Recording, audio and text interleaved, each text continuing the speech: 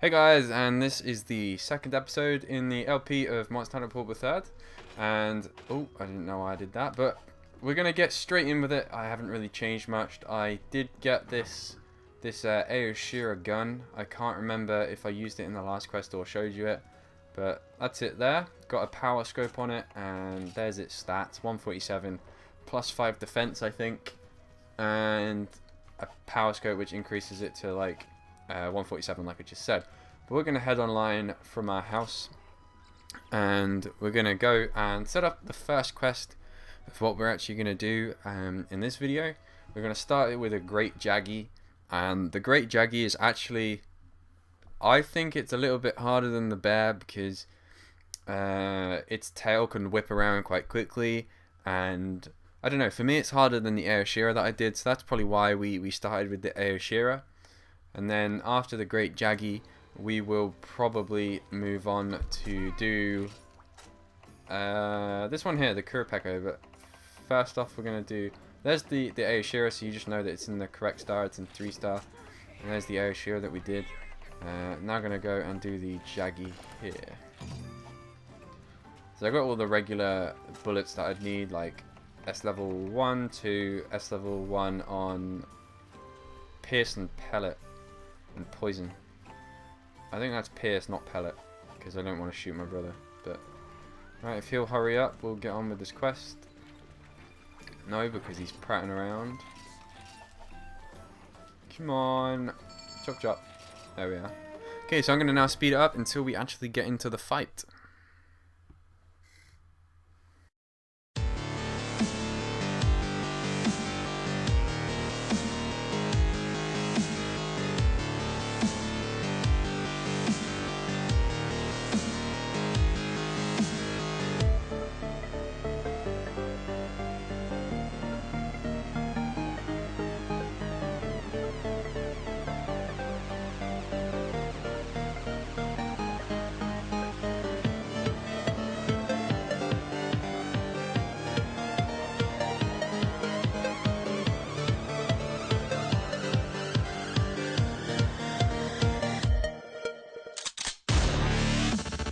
So here he is. He is basically a big velociraptor, and he's not very difficult to fight, but for me, like I said, it's harder than the Aoshira.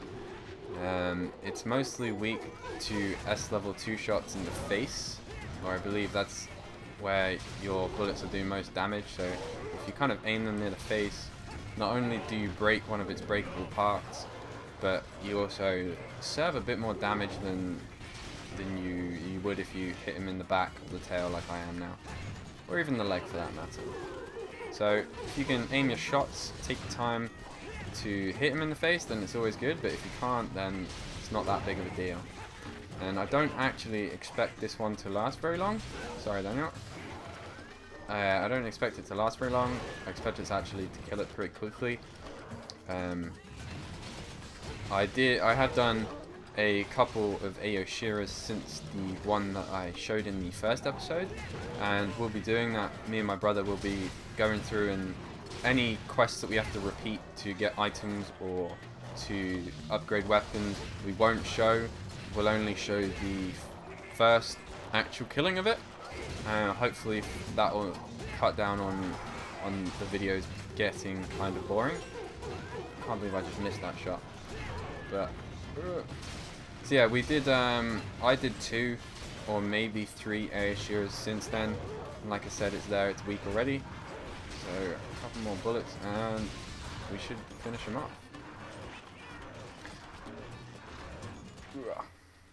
So let's go and kill him, and then we can get on with the second quest pretty much straight away.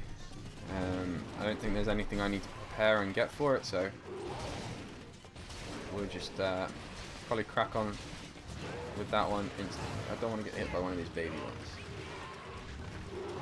Okay, so the small ones that you can see, there's 2 different sizes of small ones. One is, the one that just bit me is called a Jagaya, and then the very small versions, like in the distance, right where the dead one is, that's called a Jaggy. I don't know why they have different names, but they just do. But I'm now going to speed it up until the end of the quest. That was really quickly. So or really quick I should say, so I might even be able to fit in a third quest for you, but we'll see what happens. So I'll speak to you guys in a few minutes.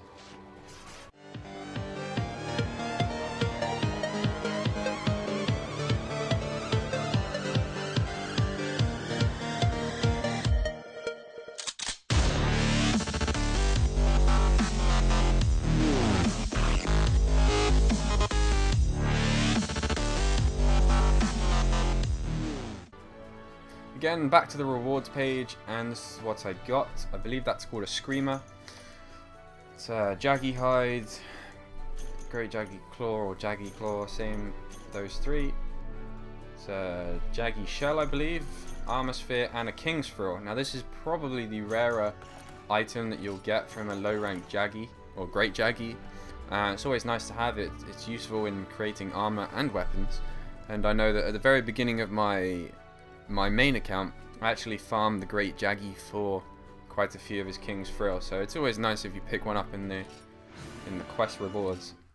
Again, I'm now going to fast forward it to the next kind of interesting thing, and we'll talk a bit about the Kurapeko and what it's weak to and how to fight it. Okay, so we've done a little bit of preparation for this quest. We haven't really done much. I just had to go and buy a couple of armor pieces. What you're seeing here is Jaggy armor. Now, I didn't manage to get all three of these from just doing one Great Jaggy. You actually get quite a lot of the items from the smaller Jaggy, so it's not really that important that you do a Great Jaggy. But just to give me a bit of defense, I thought I'd get some Jaggy armor.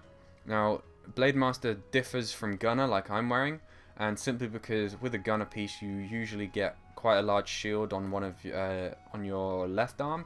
I think it's always left arm, but you usually get quite a large shield on that piece, and some of the other armor pieces look a little bit different to the Blade Master version. So I will actually look slightly different to my brother, who's actually got full Great Jaggy, but full Jaggy armor already, and he managed to do this before we did our Great Jaggy, because I think he'd done one on his own, but he didn't use it when we were doing the quest because we hadn't officially got past that point yet. But now we have. He'll be using his set, so you might see a bit of difference between mine and his.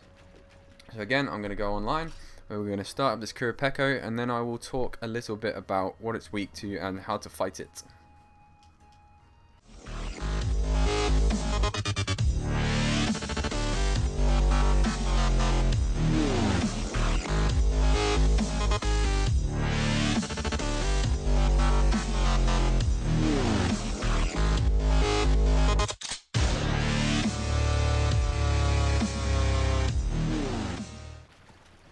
Just like last time, the Kurapeko is in the starting area where the... Oh, is it leaving? No. Just like last time, the Kurapeko is in the starting area where the Aoshira is. Daniel, kill this Ludra for me. Don't kill him. And again, we run straight here, and I just dodged two of his attacks. We'll run straight here because this is generally the area where most monsters will start. Oh, I missed it. Got him that time. So if you do ever get the game and you're wondering where things are going to start, this is pretty much the area where the majority of things spawn. Okay, so what shall I say about the Kurapeko that isn't obvious? Well, it's a bird, as you can tell. It flies, and it has some unique kind of characteristics in the fact that it can... Oh, why did I do that? Bad timing.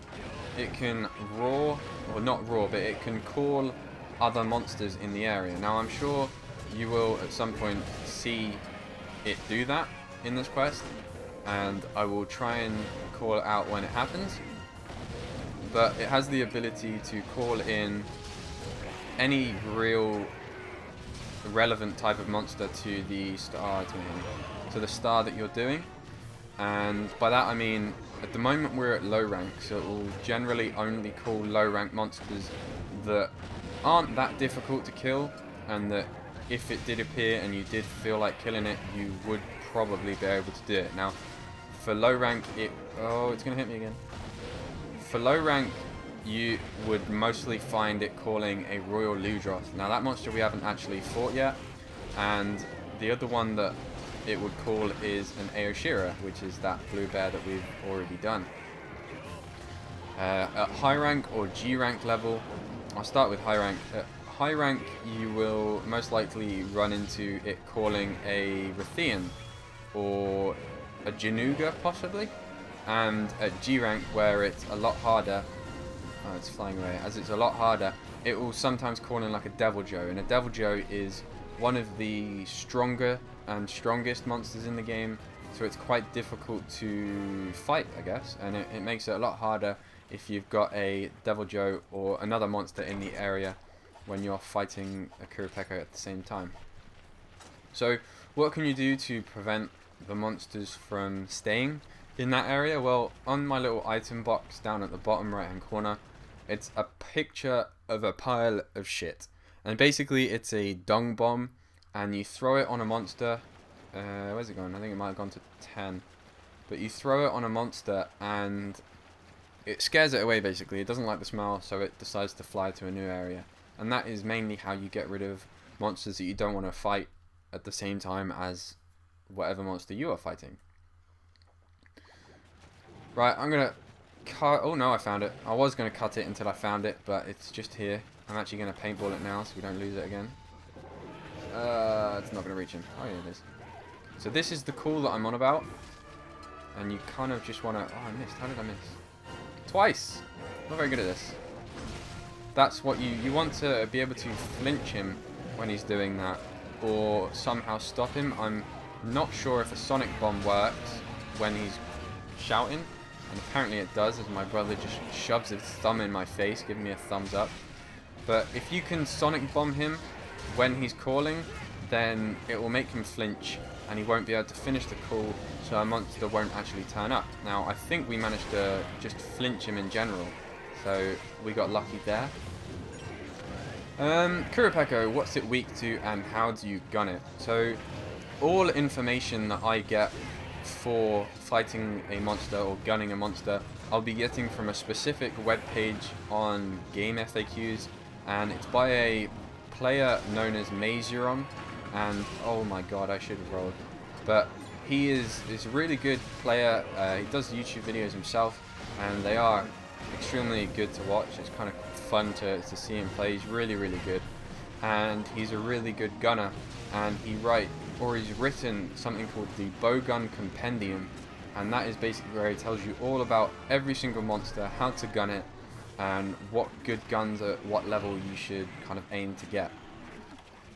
So for the Kurapeko, it's mainly normal S level 2, and I'm finding that oh my gosh, there's the blue bear that he's decided to call, and I'm not going to dung bomb him because we've just left the area. So like I was saying, for most low rank monsters that we are encountering at the moment, normal S level 2 seems to be the best, and monsters have their own weaknesses to different elements.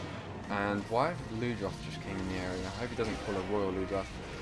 But for this monster, for the Kurapeko, its main elemental weakness is ice. I almost said fire then. Completely the wrong one. But its main weakness is ice. So if you can bring ice shots, then it's definitely going to help you shorten how long it takes to actually fight it. Now, on that call, it was green, and that was because it was a call that was healing himself. And if you can flinch him out of that call, then he'll actually heal you instead of healing himself, which is kind of a cool addition to the game. And he's now, oh, he was about to jump at me until we flinched him out of it. So what have I been aiming for in this fight? What have I been aiming at? And there's a bear. I'm going to dung bomb him, and he will run away now. There's so many monsters in this area. I need to move to somewhere I can fight at. Damn it, too many Ludroths. Right. So what have I been aiming at? Well, mainly, again, like the Aoshira and the Great Jaggi, I've mainly been aiming at their faces, and that seems to be the weakest point on them. It also helps you to break the beak. There's 3 breakable parts on the Kurapeko, as it just bites me. And one of them is its beak, the other is one of his wings, and the other is the other side of the wing. And on his wings he has flints. And with those flints, what you can do is, like you just saw, is like pretty much just smack them together and spark a fire. And when he like acts like he's gonna smack them together in those 2 times where you just saw there, he will jump forwards and smack them together, kind of like as a charging fire smash, I guess, to see if he'll hit you. And it's fairly simple to roll out the way with. You will have seen me do it a few times in this quest already. And it's nothing that you really need to worry about in terms of it's hard to dodge. So it's pretty simple. If you can figure out his tails, like every other monster, you're pretty good at being able to dodge them. And it's weak, it's limping away, it's going to go towards 5, and then I want to say 5, 2, 3, 7, and then to 8, where it will go to sleep. Now I only know that because I've been playing this game for quite a while now, and I've got used to its moving patterns. But if I didn't know that, then the paintball would tell me where it's going. I don't really know what else to say about this monster. It is kind of an easy fight, it's not that difficult. I'm going to switch to my pierce shots now. Hopefully we can kill him. Oh no, it's pellet. I best get away. Damn it. Oh, damn it. I should have expected that. So the bear's here again. I am going to dung bomb him. Almost hit me. Oh, I completely missed. Well, that was a fail. So unless my brother has some, then we're kind of screwed. I should get a lot closer when I'm using pellet. Oh no, don't charge me, bear. Okay, so he's on the floor. I need to get really close and shoot away from my brother. Watch out for the bear that's probably chasing me. And when you're fighting multiple monsters, you really want to keep them both on your screen at the same time, so you can tell whereabouts they're coming from. So hopefully we'll be able to finish this quest quick, and we'll get it all sorted. Oh, where's the bear? There it is. See, that call, if the Kurapeko does a call, then it will more than likely, if it's going to be a healing call or a defense call, then it will heal or defend or increase the defense on any monster in the area. So I'm going to try not to die in this quest, and we'll finish it off. So it's going to 6 to 7 to 8, not 2, 3, 7, 8 like I said.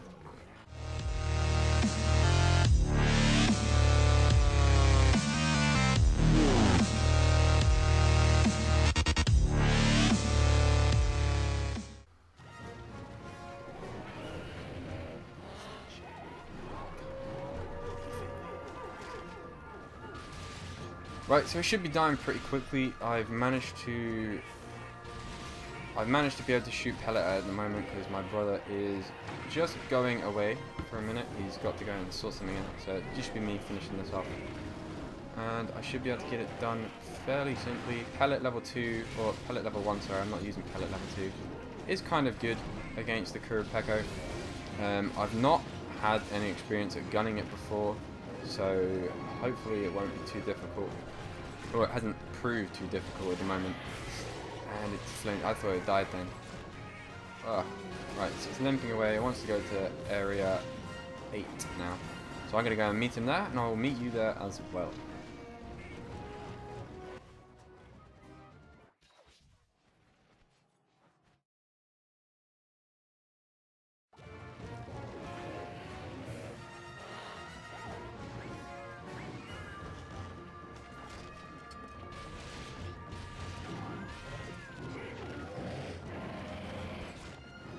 So it's back in its final area. This is the area it will stay now until it dies, unless I take forever, and then it will leave.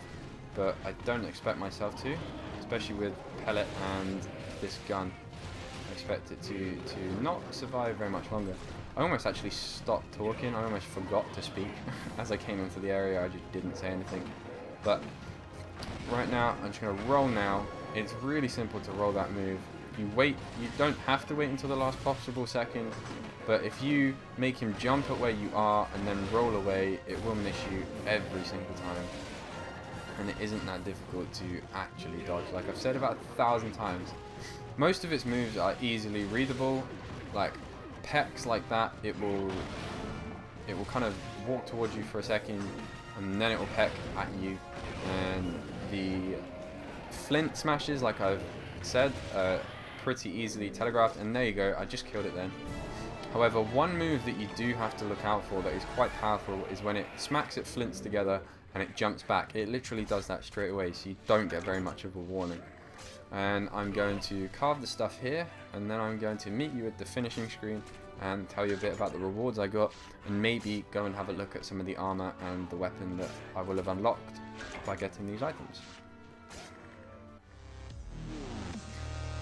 The items that I've actually got are quite decent here. I've got Screamer ×2 and another one ×2, which is kind of cool. I've got Kurapeko Scale, which I managed to carve 2 off. I think that's a shell, and that's another shell.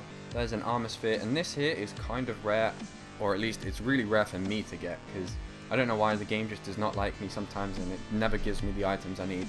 But this is a flintstone, and this is what you get for breaking both of the flints off of the wings, or at least it gives you a higher percentage chance of actually getting them. So they were kind of cool rewards, and I will go and show you a couple of the weapons and the armor that I've now unlocked from doing this quest. So we're just going to head on down now to the weapon and the armor creator, and just have a quick look at any exclamations that we get for the armor. So we didn't get anything new on that page, none on that. There we go. There we go, Kurapeko arms. I'll show you what these look like. That's what they look like on me, and that's the Blade Master one, so we don't want that. We want the Gunner version, and like I just said before, they look slightly different on the left arm. It's got like a shield kind of thing there. Did we get a waistcoat? Yes, we did. Nice and vibrant, kind of like the Kurapeko. Most of the armor keeps the same characteristics as the monster, so you can tell what you got it from. But I don't want any of the armor at the moment. It is 6 defense, so it's no improvement on what I have. But let's have a look at some of the weapons. We're going to go for guns straight away. And that's a Jaggy gun there. Is this Kurapeko? Yes, it is. This might be worth getting. So there it is. It looks kind of cool. That's a heavy bow gun. We didn't have any light bow gun unlocks. And there's a bow there, I believe. That's a bow from a different type of Velociraptor thingy that I will get to later. So that is pretty much it for this video. I'm gonna head off here. I'm gonna leave it here, sorry, and I will see you guys in the next episode, and hopefully you enjoyed this. So give me a like and leave a comment on what you thought. Thanks guys.